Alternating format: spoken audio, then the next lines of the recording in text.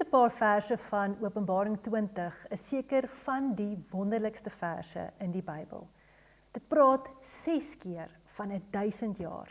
En hierdie 1000 jaar verwys natuurlik na 'n tydperk van vrede wat gaan kom na die groot verdrukking. Dit gebeur wanneer Jesus terugkom met sy tweede koms.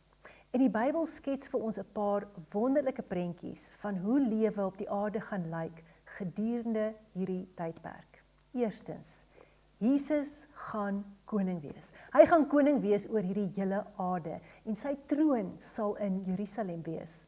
Daar sal perfekte geregtigheid wees, geen politieke partye en nie enige oorlog nie. Maar kom ons kyk vir 'n oomblik na jou en my. Ons wat Jesus bely as verlosser en deel is van die kerk van Christus. Ons sal natuurlik verheerlikte en opgestane liggame hê. Filippense 3 vers 21 sê, hy sal ons vernederde liggame verander in liggame met goddelike heerlikheid, soos sy eie. Hiervoor sal hy dieselfde krag gebruik as die waarmee hy alle dinge onder sy gesag bring. Met hierdie verheerlikte liggame sal ons nie meer sondig nie. Ons sal nie meer siek word nie. Daar sal nie pyn of lyding wees nie. Jy sal nie moeg word nie. Jy sal nooit weer doodgaan nie. Ons weet ook dat ons gaan eet. Ek hoor sommer al klaar 'n paar amens daarso, want Jesus het met sy opgestane liggaam geëet. En ons neem ook aan, ons sal mekaar kan herken, want die disippels het Jesus herken in sy verheerlikte liggaam. En die Bybel sê ook dat ons saam met Jesus gaan regeer.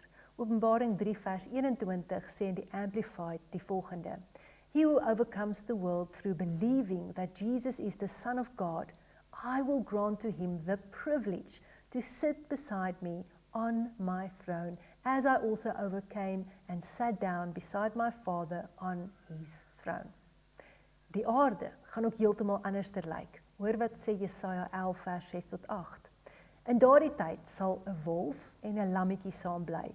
Die luiperd sal tussen die boklammers lê en slaap. Kalwers en vetgevoerde beeste sal loop en wei terwyl die leeu's tussen hulle rondloop. En klein kindertjies sal hulle oppas. Koeie en beere sal saam wei terwyl hulle kleintjies bymekaar lê. In die tyd sal leeu's net soos beeste van gras leef. Babas sal by die gate van giftige slange kan speel en al sou 'n klein kindjie uit nuuskierigheid sy hand in die gat steek waarin daar 'n giftige slang is, sal hy niks oorkom nie. Ons kan voorwaar uitsien na hierdie 1000 jaar van vrede. So vrou, maak vandag seker dat Jesus werklik waar die koning van jou lewe is, want dan sal jy deel wees van hierdie toekomstige 1000 jaar van vrede, waar Jesus sy troon op hierdie aarde gaan vestig. Tot ons weer gesels.